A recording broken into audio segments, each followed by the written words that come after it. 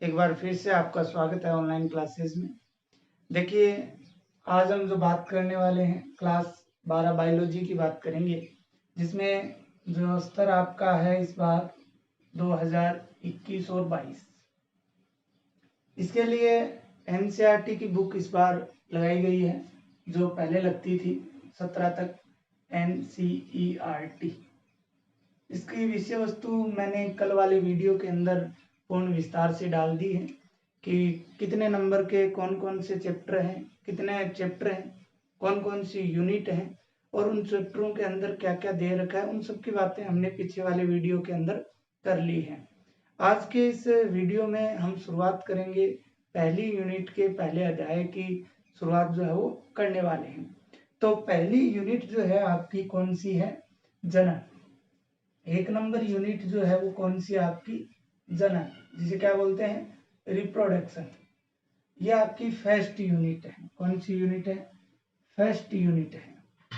वैसे 6 number unit दे रखा है, 5 आपने 11वीं क्लास में पढ़ी, इसलिए वैसे आपकी 12वीं क्लास की फर्स्ट यूनिट है जनन। इसके अंदर आपके 4 चैप्टर हैं, जिसमें से पहले अध्याय की हम शुरुआत करेंगे। तो लेसन नंबर 1 की अगर बात करें तो लेसन नंबर 1 आपका कौन सा है? जीव में जनन। जीव में जनन, ठीक है। इंग्लिश में अगर बात करें जीव में जनन की तो रिप्रोडक्शन इन ऑर्गेनिजम्स, ठीक है। जीव में जनन की बात करेंगे तो सबसे पहले तो अध्याय को समझेंगे। इसका जो ये नाम दिया हुआ है ये किस लिए दिया हुआ है, और जो भी चैप्टर का नाम होता है उसमें पूरे पाठ का सारांश जो है वो दिया हुआ होता है या उसमें छुपा हुआ होता है। कहने का मतलब है चैप्टर का नाम जो है वही हम उस पूरे चैप्टर के अंदर पढ़ने वाले हैं। जीव में जनन, सबसे पहले जीव शब्द है तो जीव आप लोग जानते हो सजीव और निर्जीव होते हैं, ठीक है। एक शब्द होता है सजीव और एक होता है निर्जीव। सजीव वे होते हैं जो जैविक क्रियाएं करते हैं, तो यहाँ पे सजीवों की बात हो रही है क्योंकि जैविक क्रियाओं में जनन भी आता है। अब निर्जीव जनन करते नहीं तो इनकी तो बात करेंगे नहीं, सजीवों की बात करेंगे। तो सजीव के अंदर भी पादप और जंतुओं की बात जो है वो करने वाले हैं। किसकी बात करने वाले हैं? पादप और जंतु की जो है वो बात करने वाले हैं।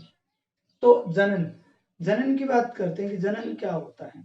तो माता पिता जो होते हैं, पेरेंट्स जो होते हैं, जिन्हें हम जनक बोलते हैं, क्या बोलते हैं? जनक। जनकों द्वारा अपने समान संतति उत्पन्न करना। जनकों द्वारा अपने समान क्या उत्पन्न करना? संतति उत्पन्न करना ही क्या कहलाता है? जनन कहलाता है। समझो फिर से, जनक पेरेंट्स जिन्हें बोला जाता है, क्या बोला जाता है? पेरेंट्स। और ये होता है ऑफस्प्रिंग।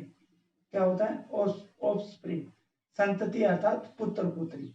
तो माता पिता द्वारा पुत्र पुत्रियों को जन्म देना ही क्या कहलाता है? जनन की क्रिया कहलाती है या रिप्रोडक्शन जो है वो कहलाता है। जनकों द्वारा अपने समान संतति उत्पन्न करना ही क्या कहलाता है? जनन कहलाता है। अब अगर हम लोग बात करें जनन की कि जीव में जनन हम लोग पढ़ेंगे, जीव जो है वो जनन क्यों करते हैं। तो प्रत्येक जीव जो है वो जनन की क्रिया करता है, वो अपने अस्तित्व को बनाए रखने के लिए करता है कि उसका अस्तित्व जो है वो बना रहे। इसलिए जीव जो है वो क्या करते हैं? जनन की क्रिया या रिप्रोडक्शन की क्रिया जो है वो करते हैं। इसके बाद में आपका जो टॉपिक आएगा इस चैप्टर के अंदर, लाइफ टाइम अर्थात जीवन अवधि। कौन सा टॉपिक है? जीवन अवधि या जीवन काल जो है वो क्या होता है। जीवन काल की परिभाषा समझने की कोशिश करो। जन्म से लेकर प्राकृतिक मृत्यु के बीच का जो समय होता है उसे हम क्या बोलेंगे? जीवन अवधि बोलेंगे।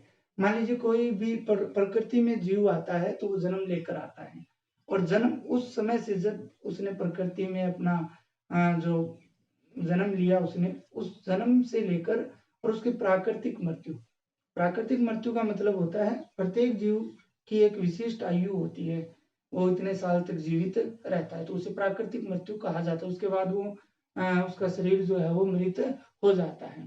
तो प्राकृतिक मृत्यु और जन्म के बीच की जो आयु होती है उसे जीवन अवधि कहा जाता है। जैसे मानव की अगर बात करें तो 100 वर्ष होती है, ठीक है।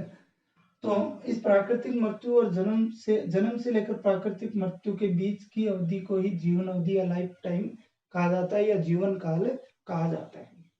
जीवन अवधि जो होती है ये जीवन का एक विशिष्ट गुण होता है। जीवन का क्या होता है? एक विशिष्ट गुण होता है। विशिष्ट गुण से मतलब है जीव आकार और जटिलताओं पर निर्भर नहीं करता। जीवन अवधि जो है वो उनके आकार और जटिलताओं पर निर्भर नहीं करती है। जैसे उदाहरण से इसको समझने की कोशिश करते हैं। जैसे पीपल जो होता है, पीपल का पेड़ और आम के पेड़, ये दोनों दिखने में लगभग समान होते हैं। लगभग दिखने में क्या होते हैं? एक जैसे होते हैं आकार के। लेकिन पीपल की आयु जो होती है वो 2500 वर्ष होती है। पीपल जो है वो 2500 वर्ष तक जीवित रहता है और आम की जो आयु होती है वो 200 वर्ष होती है। तो इसीलिए जीवन अवधि आयु जो है वो आकार और जटिलताओं पर निर्भर नहीं करती। ये प्रत्येक जीव के लिए एक विशिष्ट गुण होता है। जैसे मानव के लिए 100 है, पीपल के लिए 2500 है, आम के लिए 200 वर्ष है। इसी प्रकार तोता होता है और कौवा, ये दिखने में लगभग एक जैसे होते हैं आकार में। ठीक है, आकार लगभग इनका समान सा ही होता है। लेकिन तोता 140 वर्ष तक जीवित रह सकता है और कौवा जो होता है वो केवल 15 वर्ष तक। कौवा कितने वर्ष तक? केवल 15 वर्ष तक। तो आकार और जटिलताओं पर निर्भर जो है आयु नहीं करती, जीवन अवधि जो है वो निर्भर नहीं करती। अब अगर हम लोग बात करें इसके अलावा और भी कुछ महत्वपूर्ण जीवों की बात कर लेते हैं जिनके अंदर क्या है, उनकी आयु कितनी होती है। तो आयु की अगर बात करें तो देखो जीवन काल कितना होता है।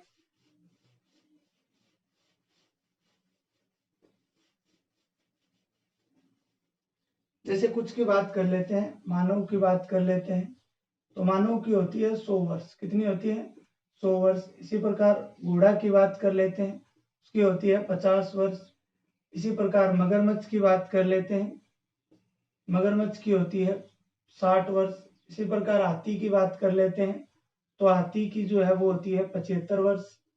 इसी प्रकार गाय की बात करते हैं तो गाय की होती है 25 से 26 वर्ष। इसी प्रकार अगर बात करें तोता की बात कर लेते हैं, तोता की होती है 140 वर्ष। पीपल की बात कर लेते हैं तो पीपल की अभी अभी आपको बताई 2500 वर्ष। इसी प्रकार अगर बात करें कौवा की बात करें तो कौवा की होती है 15 वर्ष। इसी प्रकार अगर बात करें कुत्ता की अगर बात करें तो होती है 15 वर्ष। इसी प्रकार अगर बात करते हैं आम की बात कर लेते हैं तो आम की कितनी होती है? 200 वर्ष। गुलाब की अगर बात करें तो गुलाब की होती है 10 वर्ष। कितनी होती है? 10 वर्ष। अगर तितली की अगर बात करें तो उसकी होती है 1 से 2 सप्ताह। कितनी होती है? 1 से 2 सप्ताह होती है। ठीक है, तो ये कुछ जीवों की क्या है आयु होती है। ये आयु जो है वो निश्चित नहीं होती है। ये जरूरी नहीं है कि 100 वर्ष ही कोई मानव जिएगा, इससे कम ज्यादा भी हो सकती है, लेकिन लगभग कितने वर्ष होती है? 100 वर्ष होती है, होता है। इसलिए पीपल और आम एक जैसे दिखते हैं, लेकिन पीपल 2500 वर्ष तक जीवित रहता है जबकि आम जो है वो 200 वर्ष तक। ठीक है, इसी प्रकार उदाहरण दिया मैंने कौवा और तोता का। ठीक है, अब हम बात कर लेते हैं कुछ अन्य जीवों की जिनकी जीवन अवधि के बारे में बात कर लेते हैं। देखिए, जीवन अवधि की बात कर लेते हैं अन्य जीवों की। तो सबसे पहले अगर बात करें मानव की, तो मानव की जीवन अवधि आप सभी को पता है कितनी है? 100 वर्ष। कितनी है? 100 वर्ष। इसके अलावा अगर बात करें घोड़ा की बात कर लेते हैं तो मानव से आधी होती है। कितनी होती है? 50 वर्ष होती है। कितनी होती है? 50 वर्ष। अगर मगरमच्छ की बात करें, मगरमच्छ की होती है 75 वर्ष, सॉरी 60 वर्ष। कितनी होती है? 60 वर्ष। इसी प्रकार हाथी की अगर बात करें तो हाथी की होती है 75 वर्ष। कितनी होती है? 75 वर्ष। इसी प्रकार अगर बात करें गाय की अगर बात करते हैं तो गाय की होती है 25 से 26 वर्ष। इसी प्रकार अगर कछुए की बात करते हैं, कछुआ जो होता है उसकी जीवन अवधि की बात करें तो 100 से 150 वर्ष होती है। कौवा की बता दी मैंने 15 वर्ष, तोता की बता दी 140 वर्ष, पीपल की 2500 वर्ष, इसके अलावा आम की 200 वर्ष। इसके अलावा अगर बरगद की बात करें, बरगद की अगर बात करते हैं तो 300 से 350 वर्ष होती है। इसी प्रकार अगर बात करें कुत्ता की अगर बात करें तो कुत्ता जो है वो 15 वर्ष तक जीवित रहता है।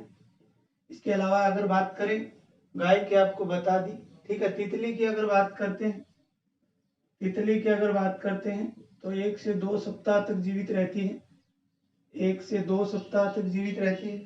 इसके अलावा गुलाब की अगर बात करें, गुलाब की बात करते हैं तो 10 वर्ष तक, ठीक है। इसी प्रकार और भी आप बहुत सारे जो है उनकी उम्र जो है वो देख सकते हो। फल मक्खी की और भी आपके बहुत सारी दी हुई है। तो इस प्रकार से मानव 100 वर्ष, घोड़ा 50 वर्ष, मगरमच्छ 60 वर्ष, गुलाब 10 वर्ष, हाथी 75 वर्ष, गाय 25 से 26 वर्ष, कछुआ 100 से 150 वर्ष, बरगद 300 से 350, कुत्ता 15 वर्ष, तितली 1 से 2 सप्ताह। तो ये कुछ जीवों की जीवन अवधि आपके दी हुई है, तो आपको इसको क्या है याद रखना पड़ेगा, ठीक है। अब इसके बाद में बात करते हैं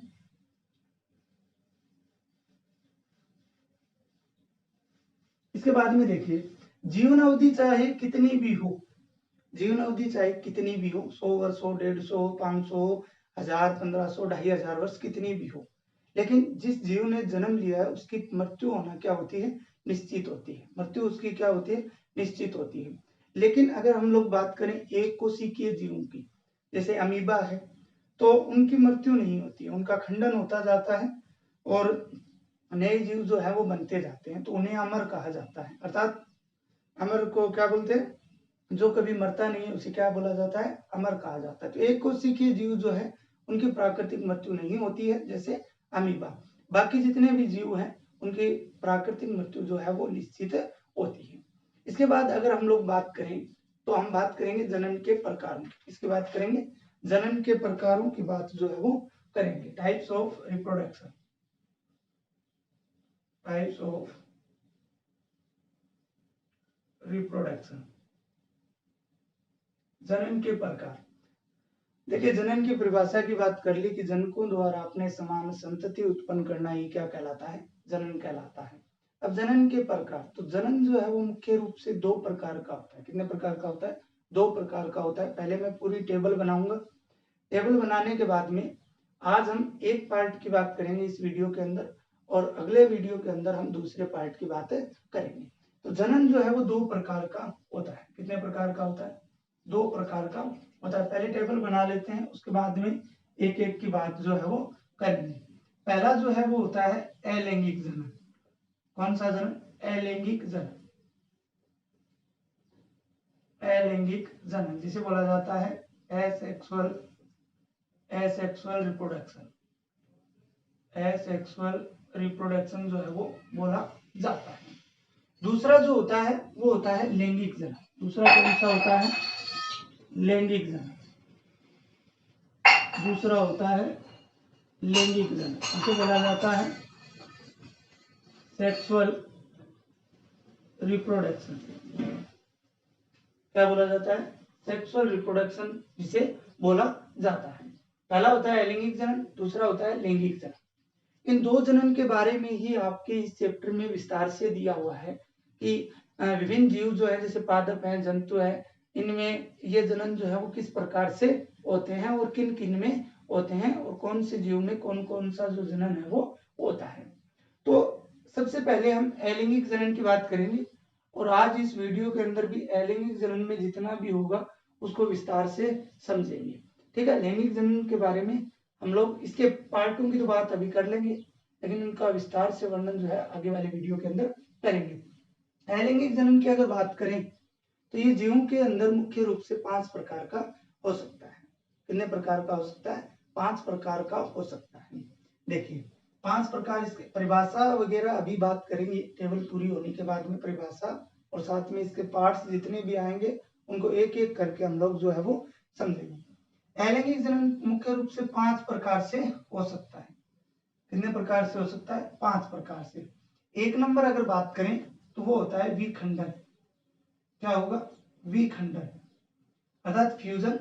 2 नंबर की अगर बात करें तो वो होता है मुकुलन अर्थात बडिंग। 3 नंबर अगर बात करते हैं तो वो होता है खंडन, प्रेग्नेशन। 4 नंबर अगर बात करें तो वो होता है बाई स्पोर अर्थात बीजाणु द्वारा, ठीक है। और 5 नंबर जो होता है वो होता है कायिक प्रवर्धन। 5 नंबर कौन सा होता है? वेजिटेटिव प्रोपागेशन, कायिक प्रवर्धन। ये 5 मुख्य रूप से 5 प्रकार से क्या होता है, अलैंगिक जनन की क्रिया जो है वो होती है। सबसे पहले अगर बात करें विखंडन, विखंडन जो है ये 2 प्रकार का होता है। फ्यूजन फिर से कितने प्रकार का होता है? 2 प्रकार का होता है। एक तो होता है द्विविखंडन अर्थात बाइनरी फ्यूजन, द्विविखंडन, और एक होता है बहुविखंडन अर्थात अगर बात करें मल्टीपल फ्यूजन, द्विविखंडन। इसी प्रकार मुकुलन की हम लोग बात करेंगे तो ये मुख्य रूप से 3 प्रकार का होगा। कितने प्रकार का होगा? 3 प्रकार का। एक तो इसमें आएगा टोरुला अवस्था, जिसे टोरुलेशन बोला जाता है। एक इसके अंदर आएगा एक्सटर्नल बडिंग, बाह्य मुकुलन। एक आएगा इसके अंदर इंटरनल बडिंग अर्थात आंतरिक मुकुलन। एक कौन सा आएगा?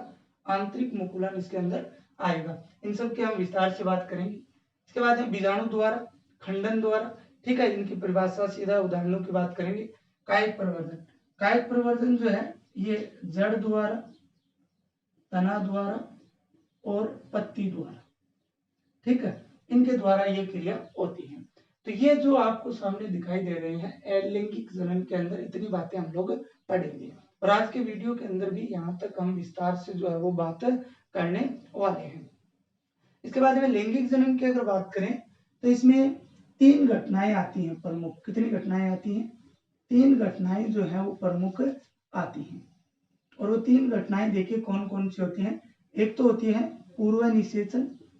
कौन सी होती है? पूर्व निषेचन। एक होती है निषेचन, एक होती है निषेचन, एक होती है पश निषेचन। एक कौन सी होती है? पश निषेचन। 3 घटनाएं होती हैं। पूर्व निषेचन के अंदर 2 घटनाएं आएंगी। कितनी घटनाएं आएंगी? 2 घटनाएं आएंगी। एक घटना की अगर बात करें तो वो तो होगी युग्मक जनन की, युग्मक जनन की, जिसमें युग्मक बनेंगे। एक घटना जो होगी वो होगी युग्मक स्थानांतरण की। किसकी होगी? युग्मक स्थानांतरण की, गेमिट ट्रांसफर की। निषेचन के अंदर 2 भाग आएंगे। एक तो आता है बाह्य निषेचन, एक्सटर्नल फर्टिलाइजेशन, और एक होता है इंटरनल फर्टिलाइजेशन। एक कौन सा होता है? Internal fertilisation.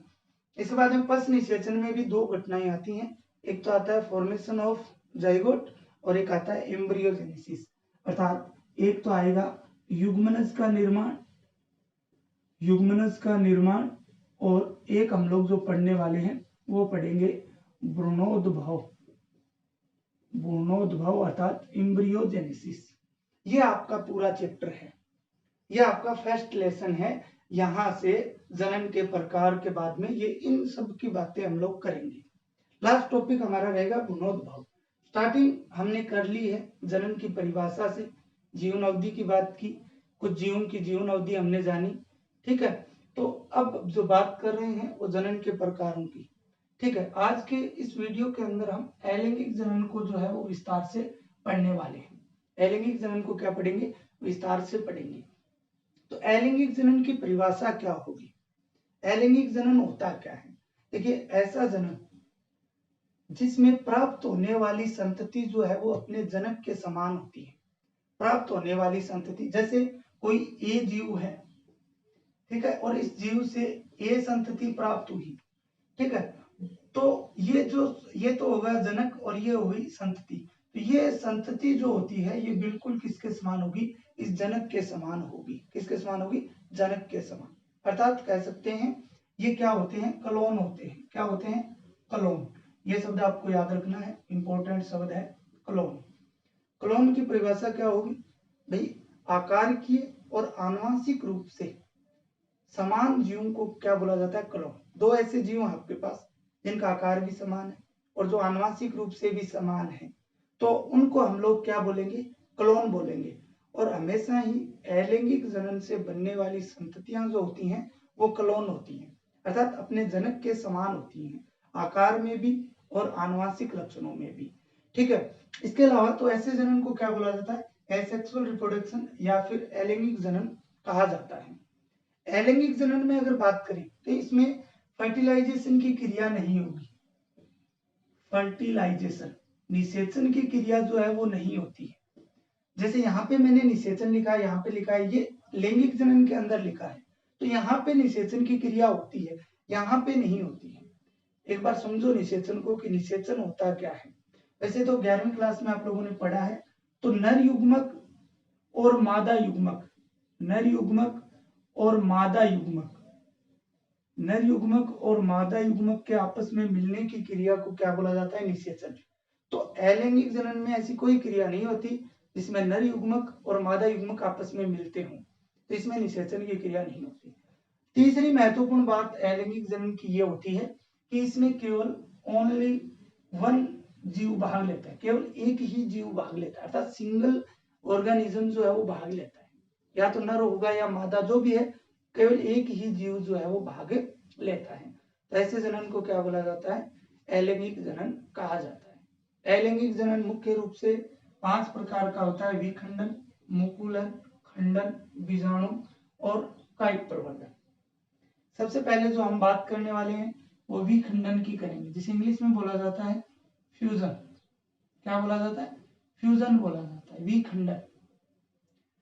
विखंडन की भी अगर बात करें तो विखंडन भी मुख्य रूप से 2 प्रकार का होता है। कितने प्रकार का होता है? 2 प्रकार का होता है। एक होता है द्विविखंडन और एक होता है बहुविखंडन। द्विविखंडन को बोलते हैं बाइनरी फ्यूजन और बहुविखंडन को बोला जाता है मल्टीपल फ्यूजन। द्विविखंडन की अगर बात करें, मान लीजिए एक जीव है, एक कोशिकीय जीव है, ये जीव है, ठीक है, और अगर बात कर लेते हैं, ये जीव है, कोशिका है, और ये विभाजित होकर 2 भागों में विभाजित हो जाती है, और ये तो हो गई मदर सेल और ये हो गई डॉटर सेल, ठीक है। तो एक कोशिका विभाजित होकर 2 भागों में विभाजित हो जाए, कोई एक कोशिका या कोई जीव है, वो एक कोशिकीय जीव है, ठीक है, वो विभाजित होकर 2 भागों में बंट जाए, तो ऐसे निषेचन को, ऐसे जनन को हम लोग क्या बोलेंगे? द्विविखंडन बोलेंगे। जैसे अगर बात करें अमीबा, पैरामीशियम, यूग्लिना, जैसे अमीबा की आकृति इस प्रकार की होती है, ठीक है, ये धीरे धीरे इसके अंदर खांच जो है वो बनती जाएगी, ठीक है, और केंद्रक विभाजन हो जाएगा और लास्ट में 2 नया अमीबा जो है वो बन जाएंगे, ठीक है। तो ये ऐसा निषेचन क्या कहलाता है? द्विविखंडन कहलाता है। दूसरा है बहुविखंडन। दूसरा कौन सा है? बहुविखंडन, मल्टीपल फ्यूजन। एक कोशिकीय जीव है, उसकी एक कोशिका जो है वो विभाजित होकर कई भागों में, 2 या 2 से अधिक खंडों में विभाजित हो जाती है, और प्रत्येक खंड जो है वो नए जीव का निर्माण कर लेता है। प्रत्येक खंड किसका निर्माण कर लेता है? नए जीव का निर्माण कर लेता है। उदाहरण की अगर बात करें इसके अंदर, तो प्लाज्मोडियम है। कौन है? प्लाज्मोडियम याद रख सकते हो। और एक जो है आप मोनोसिस्टस, मोनोसिस्टस याद रख सकते हो। किसमें? बहुविखंडन में। द्विविखंडन में कौन से होंगे? Amoeba, paramecium, Euglena. तो ये आपको उदाहरण, इस चैप्टर के अंदर उदाहरण जो है वो महत्वपूर्ण है। उदाहरण जितने भी हैं हर इस अलैंगिक जनन के आपको याद रखने हैं। इसके बाद में अगर हम लोग बात करें तो ये तो बात हो गई हमारी, विखंडन की बात हो गई है, इसको मैं मिटा देता हूं। विखंडन की बात हमने कर ली। इसके बाद हम बात करते हैं मुकुलन की। किसकी बात करते हैं? पहला पार्ट जो है हमने कर लिया, अब बात करते हैं मुकुलन की बात जो है वो करते हैं। मुकुलन क्या होता है? देखिए मुकुल क्या होता है? एक बड शब्द होता है, इसको इंग्लिश में बोलते हैं बड़ी। क्या बोला जाता है? बड़ी। और एक शब्द होता है बड, जिसे हम शॉर्ट में मुकुल बोलेंगे। ये क्या होती है? कलिका भी बोल सकते हैं इसको। जो जीव होते हैं उनके शरीर पर क्या निकलती है? एक बाह्य शरीर, बाह्य आकृति पर एक कलिका निकलती है, जिसे बड या मुकुल बोलते हैं, ठीक है। उसके द्वारा होने वाला जनन ही क्या कहलाता है? मुकुलन कहलाता है। पहला है टोरुला अवस्था, या इसे टोरुलेशन भी बोलते हैं। क्या बोलते हैं? टोरुलेशन भी बोलते हैं। तो एक कोशिकीय जीव जो होते हैं उन पे कई बार छोटी छोटी कलिकाएं या बहिर्वर्धियां उत्पन्न हो जाती है। छोटी छोटी कलिकाएं या फिर बहिर्वर्धियां जो है वो उत्पन्न हो जाती हैं, और बाद में वो अपनी मातृपादप से अलग होकर नए जीव का जो है निर्माण कर लेती हैं। इस क्रिया को हम क्या बोलेंगे? टोरुलेशन बोलेंगे।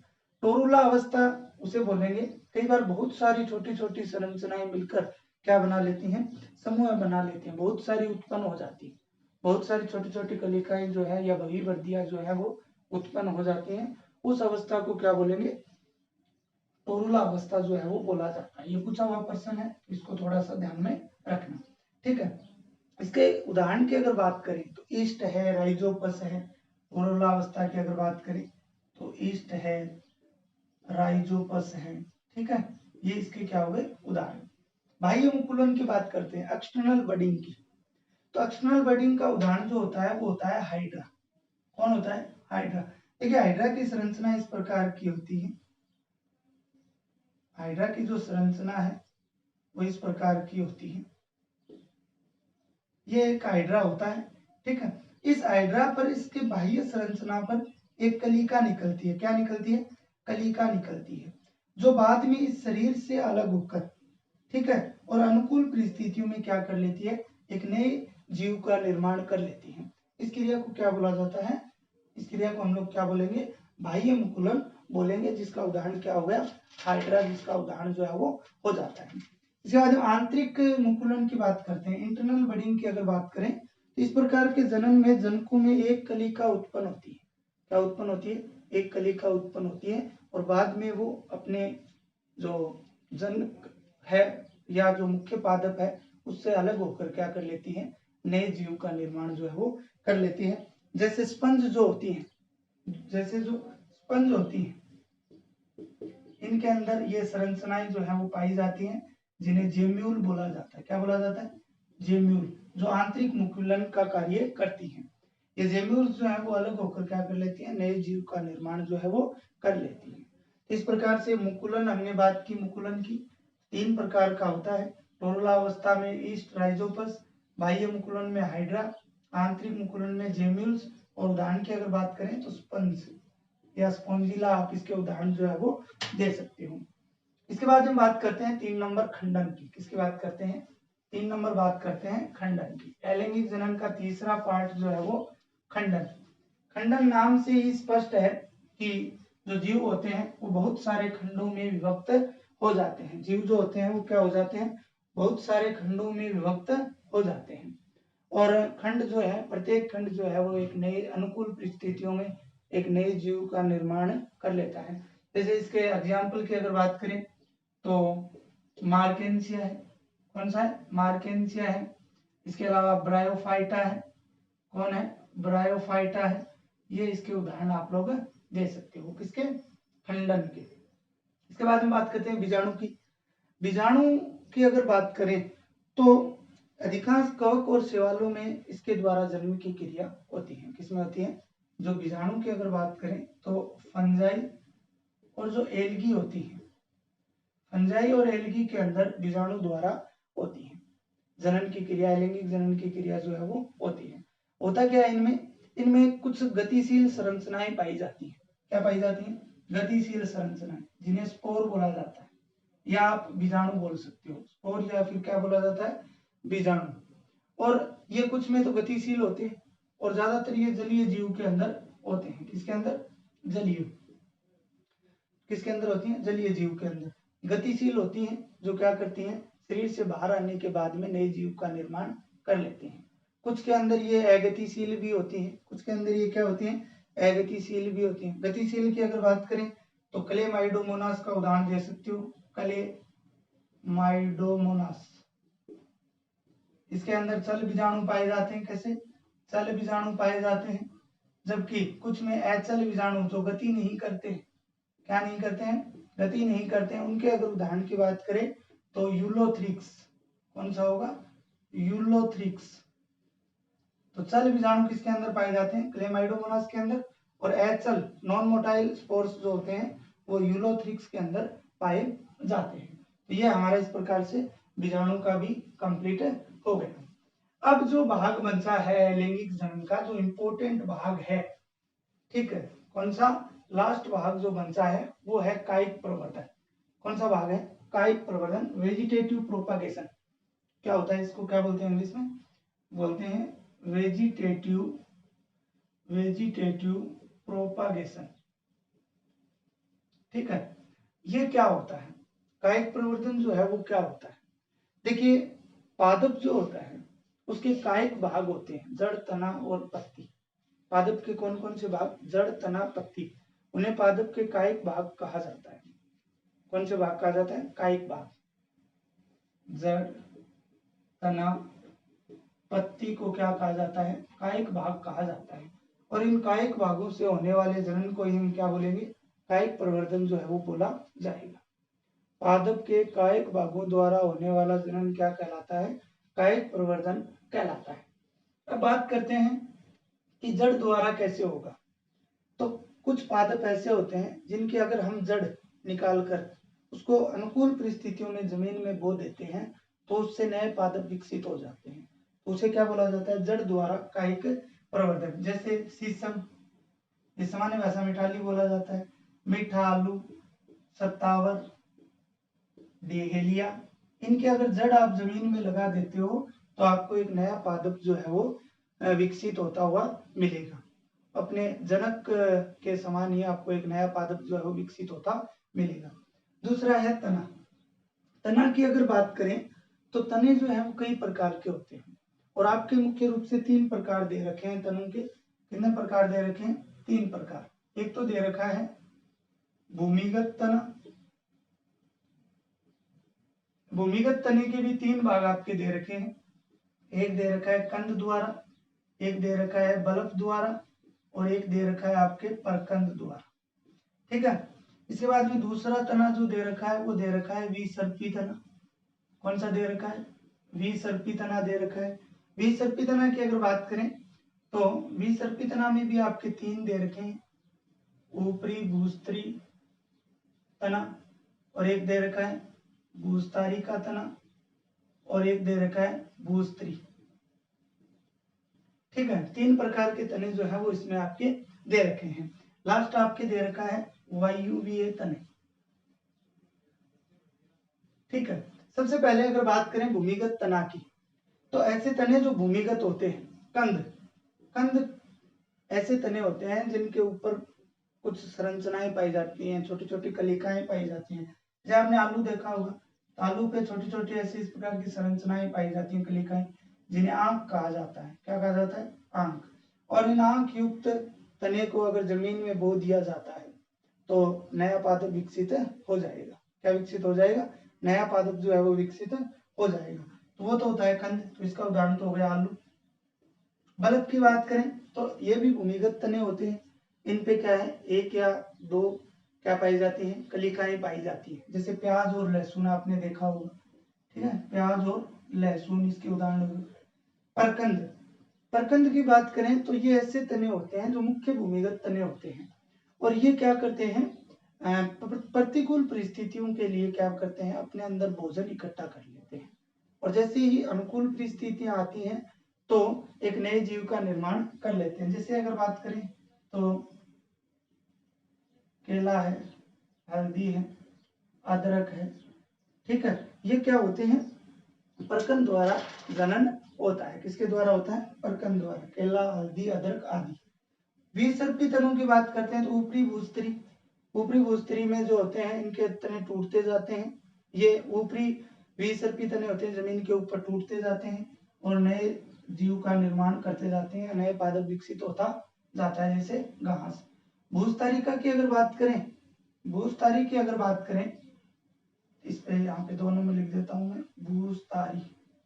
ठीक है, ये भूस्त्री का 3 नंबर पे बात करेंगे। भूस्तारी की बात करें तो इन पे उदाहरण की बात करें तो स्ट्रॉबेरी, कौन सी, स्ट्रॉबेरी। और भूस्त्री का या फिर भूस्त्री की अगर बात करते हैं तो ये इनके अंदर अगर उदाहरण की बात करते हैं तो ये जलीय पादपों के अंदर होती हैं जलकुंभी और एक पर्व वाली होती हैं।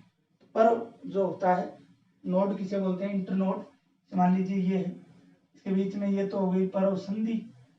ठीक है, और ये बीच का जो भाग होता है इसे क्या बोला जाता है, पर्व बोला जाता है। तो एक पर्व वाले पादप होते हैं जो जल के अंदर पाए जाते हैं, जिनके द्वारा क्या है, नए जीव का निर्माण जो है वो होता जाता है, जैसे जलकुंभी, जिसे वाटर लिली भी बोला जाता है।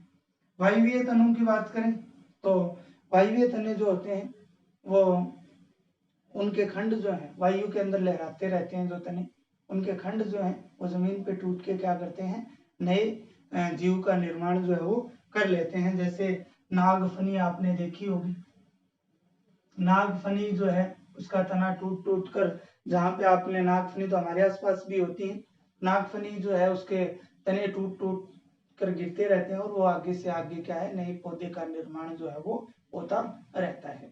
तो ये आपके किसके द्वारा था, तने द्वारा। किसके द्वारा था, तने द्वारा। तो इसको ध्यान रखना इंपॉर्टेंट है, तने द्वारा। इसके मुख्य 3 भाग थे, तीनों भाग मैंने आप लोगों को बता दिए। अब अगर हम बात करें पत्ती द्वारा, किसके द्वारा, पत्ती द्वारा बात करते हैं लास्ट। उसके बाद में इसके महत्व की बात करेंगे अलैंगिक जनन के।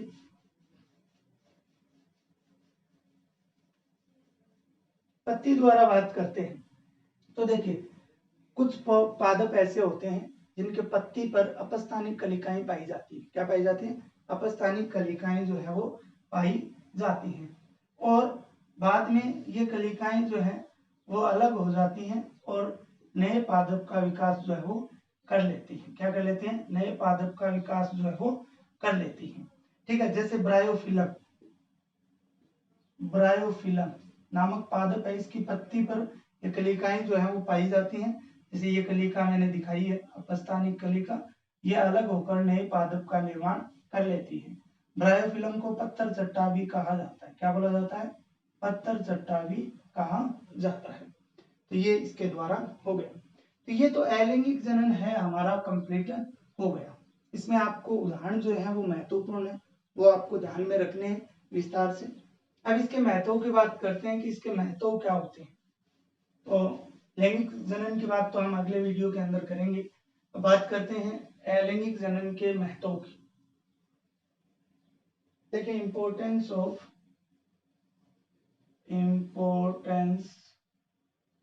Of asexual reproduction.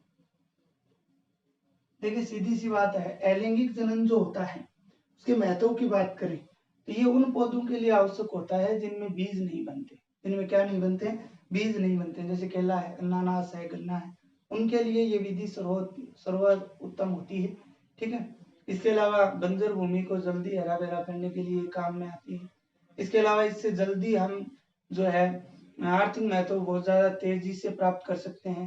जैसे अगर बात करें आलू को अगर कंद द्वारा उगाया जाए, आलू को किसके द्वारा, कंद द्वारा, तो 3 महीने लगते हैं। और अगर आलू के बीज बोएंगे तो हमें 12 से 15 महीने लगेंगे। तो ये भी एक फायदा है। ठीक है ना, कंद द्वारा अलैंगिक जनन का ही तो महत्व हुआ। इसके अलावा अगर हम बात करें तो इससे जो है हमें क्लोन प्राप्त होते हैं, जनक के समान ही संतति जो है वो प्राप्त होती है। फल फूल जो है वो इसके अंदर जल्दी बनते हैं। ठीक है, इससे बनने वाले जो जीवित रहने की संभावना है बनने वाले पादपों के अंदर वो 100% होती है जीव के अंदर। इसके अलावा अगर बात करें तो बीजों में अंकुरण क्षमता क्या होती है, कम होती है। जिन बीजों के अंदर अगर अंकुरण क्षमता कम होगी तो उनको हम कायिक प्रवर्धन द्वारा आसानी से उनका उत्पादन जो है वो किया जा सकेगा। तो ये आपका अलैंगिक जनन यहाँ पे कंप्लीट हो जाता है। अब एक इस वीडियो का अंतिम टॉपिक जो है वो है, और इम्पोर्टेंट भी है, कई बार पूछा गया है, इसलिए ये आपको ध्यान से सुनना है। बंगाल का आंतक, आंतक, ठीक है, टेरर ऑफ बंगाल, इंग्लिश में क्या बोलेंगे, टेरर ऑफ बंगाल। बंगाल का आंतक किसे कहा जाता है। देखिए, बंगाल का आंतक क्या क्यों दिया गया शब्द, एक पादप होता है, जलीय पादप, जिसका नाम है जलकुंभी। क्या नाम है, जलकुंभी, या इसको वाटर लिली भी बोला जाता है, या इसको क्या बोला जाता है, वाटर लिली। इसका वैज्ञानिक नाम जो होता है आइकोर्निया क्रेपसेपस। ठीक है, ये इसका वैज्ञानिक नाम होता है। ये जलकुंभी जो होता है ये जलीय पादप होता है, और इसके सुंदर फूलों के कारण इसे सबसे पहले विदेश से बंगाल के जलाशयों में लगाया गया था। जल के जो स्रोत थे उनके अंदर इनको सुंदर फूलों के कारण इनको लगाया गया था। लेकिन हुआ क्या, ये तेजी से वृद्धि करने लगी, अलैंगिक जनन इनमें तेजी से हुआ और ये भारत के सभी जलाशयों के अंदर धीरे धीरे फैल गए।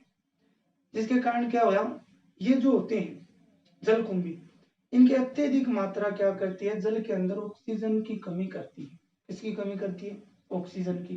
और ऑक्सीजन की कमी होने से जल के अंदर रहने वाले जो जीव हैं, जंतु और जो पादप हैं, उनको ऑक्सीजन मिलना कम हो गई, तो उनकी श्वसन क्रिया प्रभावित होने लगी और अंत में वो मरने लगी। इसके कारण इसे क्या बोला जाता है, जलाशयों की महाविपत्ति या फिर वाटर हाइसिंथ भी कहा जाता है। क्या बोला जाता है, वाटर हाइसिंथ भी इसको बोला जाता है, या फिर जलाशयों की महाविपत्ति भी इसको कहा जाता है, जो एक खरपतवार की तरह बहुत तेजी से फैलने लगी है। इसलिए इसे सबसे पहले बंगाल में लाने के कारण इसको क्या नाम दिया गया, बंगाल का आतंक जो है वो कहा गया। अगले वीडियो के अंदर हम लैंगिक जनन जो है उसकी बात करेंगे, जिसमें पूर्व निषेचन, निषेचन, पश्च निषेचन और इन मुख्य भागों की जो है वो बात करेंगे। इस वीडियो आपको मिलेगा नाम से जो जनन, जीव में जनन पार्ट 2 के नाम से आपको ये वीडियो मिलेगा। आज के लिए इतना ही, धन्यवाद।